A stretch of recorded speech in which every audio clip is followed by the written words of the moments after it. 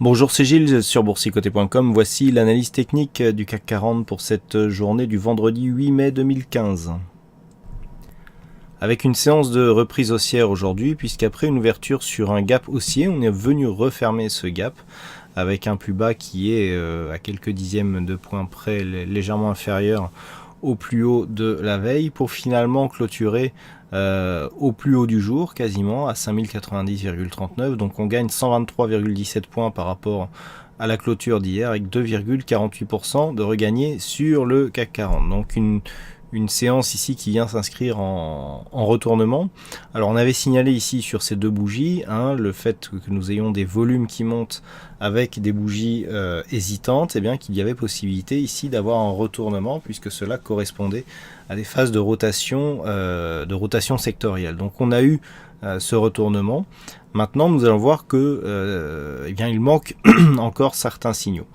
Alors en ce qui concerne les indicateurs, le RSI continue à descendre, on revient en zone neutre, mais dans la progression moyenne, on reste quand même sur une évolution baissière. Le stochastique croise sa ligne de signal dans la zone de surachat et ressort, donc il s'agit d'un pré-signal d'achat.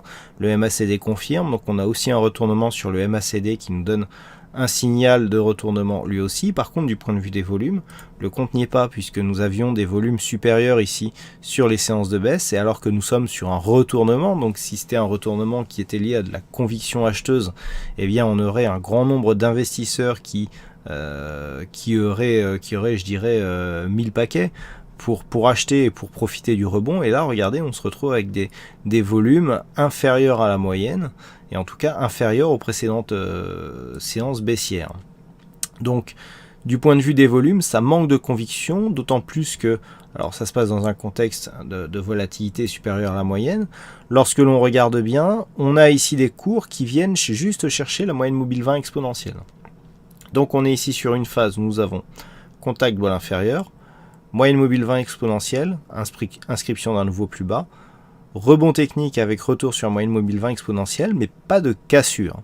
Donc nous allons le voir, nous avons ici à côté de cette moyenne mobile 20 exponentielle la zone des 5100 points, dont je vous disais qu'elle était un objectif. Et bien on va voir qu'elle va encore jouer un rôle crucial dans l'éventuelle poursuite de ce mouvement haussier court terme. Mais avant d'aller plus loin, je vous présente la vue hebdomadaire du marché. Donc nous avons ici une hausse assez forte, assez dynamique, puisque entre le point haut ici à 4076 et le plus bas à 4283, on a plus de 1200 points. 1200 points, donc lorsque ça commence à consolider, ça nous fait une première alerte ici à 4998 points. C'est le retracement de 23,6% de Fibonacci. On a un point bas qui vient juste chercher ici, c'est très net, la moyenne mobile 20 exponentielle. On ne vient pas chercher par contre le retracement 38,2 de Fibonacci qui était à 4822 points. J'avais cette zone comme objectif avec comme niveau d'invalidation la zone des 5010 points. Donc ça on reviendra sur la vue daily pour le voir. Cette zone a été recassée à la hausse, donc, mais d'un point de vue hebdo, par contre, même si nous avons une bougie qui effectivement ressemble à celle que nous avions et qui sortait des bandes de Bollinger, là nous avons une bougie effectivement d'hésitation aussi. Alors après, ce qu'il faut savoir, c'est si cette bougie a les mêmes caractéristiques. Vous voyez que on est toujours sur un signal baissier du point de vue du RSI, le stochastique est toujours en zone de surachat, mais commence à sortir de celle-ci. On est toujours baissier du point de vue du MACD, et par contre du point de vue des volumes, là c'est intéressant puisque nous avons un cas différent. Regardez bien ici ces deux volumes, nous avons ici un volume légèrement supérieur à la moyenne et ici un volume supérieur à la moyenne. Maintenant, lorsque l'on regarde à quoi ça correspond d'un point de vue chartiste, nous avons cette bougie ici à forte conviction du fait de sa constitution. On a un gros corps par rapport aux ombres, avec moins de volume que sur cette bougie où nous avons une hésitation. Si nous considérons ici que nous sommes sur un biais baissier, le fait d'avoir cette suite de bougies, à savoir ici une bougie en conviction baissière avec ici de nouveaux points bas et une hausse des volumes sur une bougie d'hésitation, là aussi c'est un signal d'un possible retournement de tendance. Donc on le voit d'un point de vue hebdo, là où nous avons des signaux plutôt mitigés, puisque du point de vue des oscillateurs on ne confirme pas du tout le rebond. Du côté du MACD, on reste baissier. Il n'y a que sur les volumes ici que l'on a un petit signal. Alors à voir si ce signal sera suivi ou pas. et du point de vue de la volatilité, on est au-dessus de la moyenne aussi. Donc à voir si ce signal sera confirmé ou pas. Et ce que l'on voit sur ce graphe, c'est que pour confirmer ce signal, il va bien falloir valider une cassure de cette zone ici des 5099 points. Donc cette zone, on le voit, elle est déjà critique pour la tendance hebdo. On se rappelle que cette zone des 5099 était une zone d'objectif validée suite à une phase de retracement moyen terme précédente, et donc que c'était une extension de Fibonacci. Et on voit que bien après, bien longtemps après, cette zone des 5099 points, elle est toujours critique. Alors pour ceux qui ne voyaient pas, qui ne regardaient pas mes analyses à l'époque, on avait tracé ici des retracements de Fibonacci sur cette phase de consolidation, et on le voit, 161,8% ici, c'est la zone de retracement d'extension de Fibonacci sur la phase de consolidation qui nous donne 5099 points, 5098,9. Donc on le voit, cette zone qui s'était tracée, donc on avait commencé à la tracer sur cette cassure ici, donc on était en janvier quand même, hein, janvier 2015, sur une cassure, cette zone qui était un objectif. Et bien lorsque l'on se rapproche, on voit que cette zone a bien fait figure d'objectif, puisqu'on était venu l'atteindre et on avait connu notre première phase de latéralisation. Ensuite, on l'a cassé, cette zone a été support. Là, on la recasse, cette zone est résistance. Cette zone, déjà à l'époque de la cassure, était déjà connue. Donc, c'est dire si cette zone est majeure dans l'évolution actuelle du CAC 40. Nous le voyons ici, donc sur le biais hebdomadaire. Et c'est cette zone qu'il va falloir casser et préserver à la hausse pour espérer marquer un mouvement de continuité haussière suite à cette bougie qui marque pour l'instant signal de pré-retournement. On a une bougie ici qui se prête à un retournement, mais maintenant il va falloir le confirmer.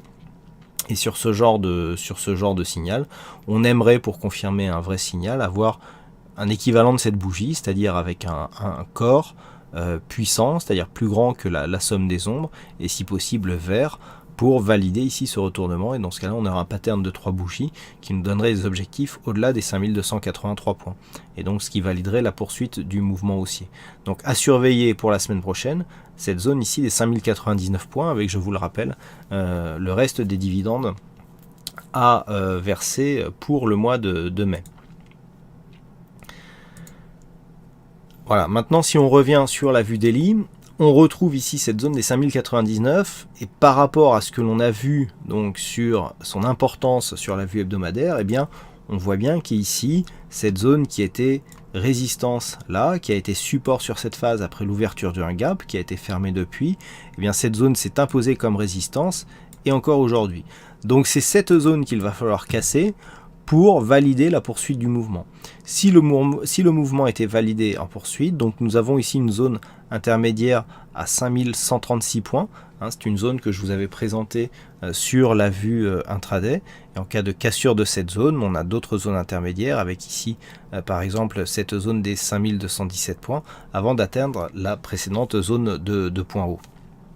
Par contre, d'un point de vue daily, on retrouve donc les points sur la vue hebdo. Par contre, d'un point de vue daily, ce qu'il faudra absolument casser, eh bien, c'est cette moyenne mobile 20 exponentielle. Cette moyenne mobile 20 exponentielle qui, tant qu'elle a tenu, confirmait la continuité du biais haussier du CAC 40. Là, on est à l'inverse, hein.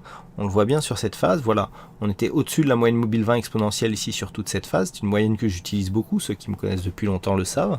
Là, on est en dessous, c'est-à-dire qu'on est entre la bolle inférieure et cette moyenne mobile.